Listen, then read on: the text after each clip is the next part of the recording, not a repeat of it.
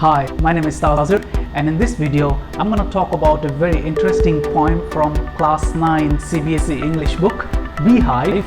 The name of the poem is The Lake Isle of Innisfree, written by W.B. Yeats. So let's start the poem.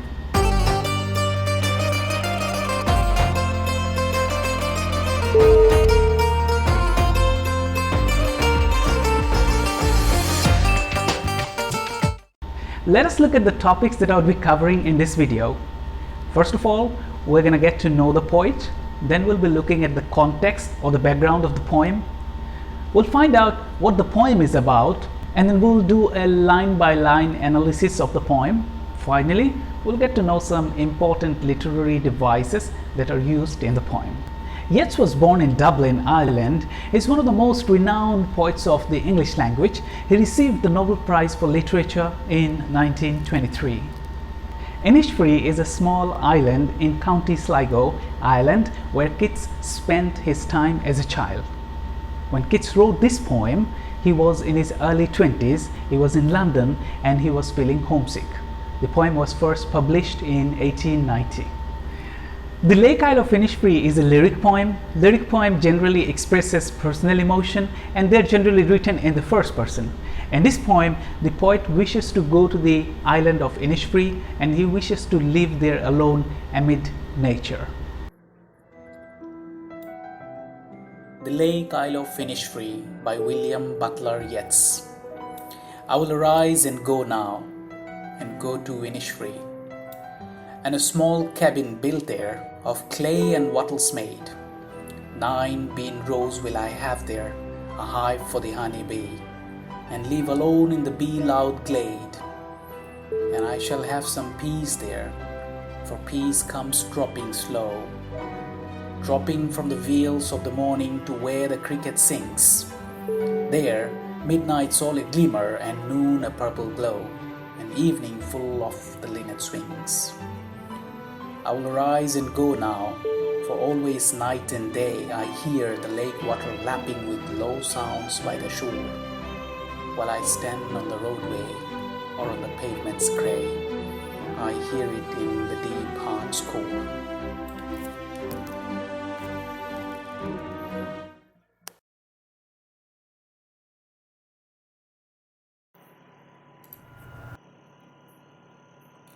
In this section, we're going to discuss some important words that will help us to link the connecting ideas of the poem and also help us analyze and understand the poem in a better way.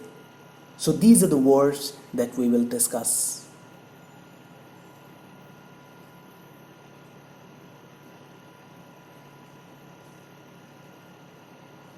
Now we will look at these words one by one. A cabin is a small house. It is generally made of wood. As you can see in the picture, here the poet says he wishes to build a cabin in Innisfree.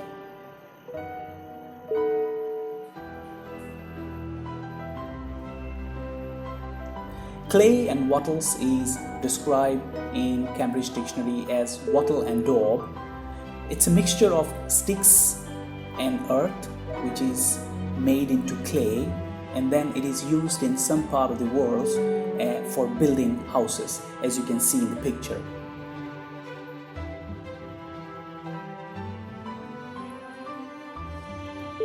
Rows are used while producing food in a field. Here the poet says he intends to put 9 bean rows, which means he wishes to plant beans in rows in Innisfree and produce food from there.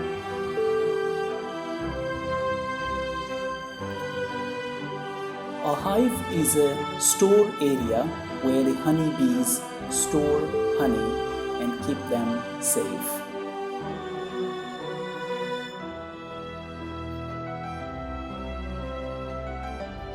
A glade is a small area covered with grass but without trees in a forest. Here the poet says he wishes to be in the glade, in the open area, amid the sounds of loud honeybees.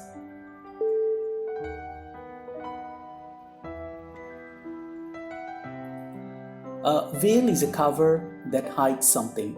Generally, people wear a veil in order to cover their face.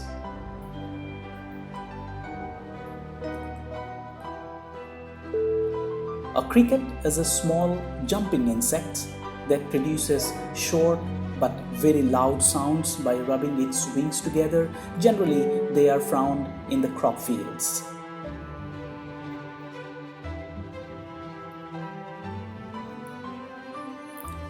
To glimmer is to shine with a weak light which is not continuous. One example is in the picture. Here the poet says that the midnight in Innisfree is going to glimmer.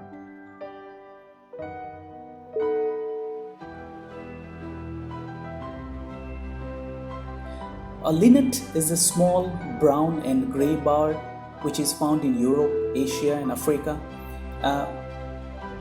It has a red mark just above its beak.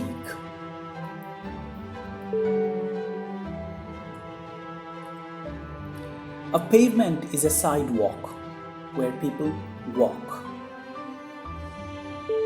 Here the poet says that currently he is standing on pavements, which means he is standing on a busy place and he wishes to get away from that place and find some peace in Innisfree. Now let us look at the poem. Take the first line. I will arise and go now and go to Innisfree. This gives a sense of the speaker's annoyance and impatience with whatever he is doing. The tone of the opening line suggests that he is taking this decision in a hurry. The use of the action verb go 2 times in the first line stresses on the necessity and urgency of the act of moving. Now here's the interesting part. The speaker has not moved physically. The idea of going to Innisfree is occurring inside his mind. We now look at line 2 and 3. And a small cabin built there of clay and wattles made. 9 bean rows will I have there, and a hive for the honeybee. These lines talk about his plans for his stay in the Innisfree island. These lines talk about the speaker's desire to surround himself with 9 bean rows and a beehive with a lot of honeybee in order to practice natural and agricultural life. The poet also wishes to make a small cabin in the island. The imagery of this small cabin gives us a sense that the poet does not want too many people in it. He wants to live alone.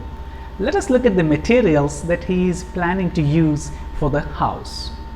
He is planning to use clay and wattles, which emphasizes on the use of natural elements in order for the speaker to become a part of that nature. Now line 4 of the first stanza, and live alone in the bee loud glade, takes us back to the idea of small cabin. It is clear now the poet wishes to live there all alone, and that's why he doesn't wish to make a big house. The only sound he wishes to hear in the glade, which is an open space in a forest area, is the sound of the honeybee. Let's look at the second stanza. Here the poet explains why he wants to live in that island alone. And I shall have some peace there, for peace comes drooping slow.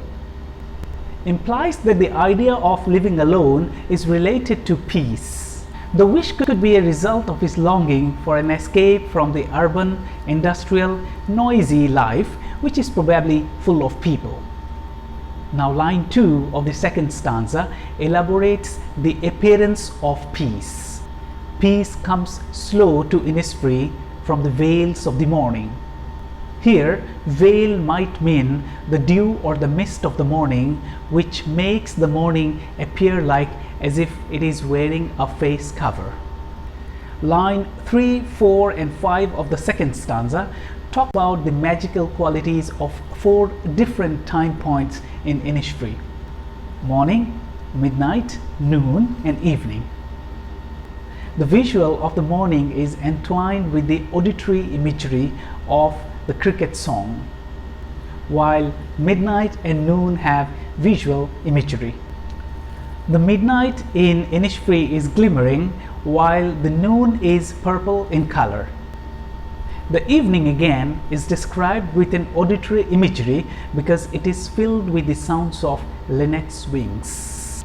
The last stanza retells and emphasizes poet's resolution to go to Innisfree.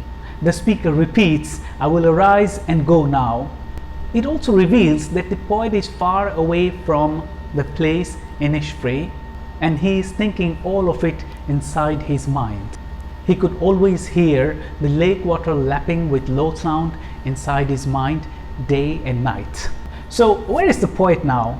The poet is standing on the roadway, on the pavements, which is obviously full of people, and it is crowded and also noisy. This is exact opposite of what he wishes to build in Innisfree, a peaceful and calm house with lots of natural elements around him. The idea of Innisfree is inside his deep heart's core. Now we have come to the last part of the poem, where we will discuss a few literary devices used in the poem. First of all, metaphor. A metaphor is a literary device used in a poem to compare two things which are unlike but have something in common. In this poem, the poet uses a few metaphors like veils of the morning, which means fog or dew in the morning. We also have examples of personification in the poem. Personification is a figure of speech which attributes human qualities to an animal or an inanimate object. For example, peace comes drooping slow. Here, peace has been attributed with human qualities as if it can walk and come slowly. Finally, imagery.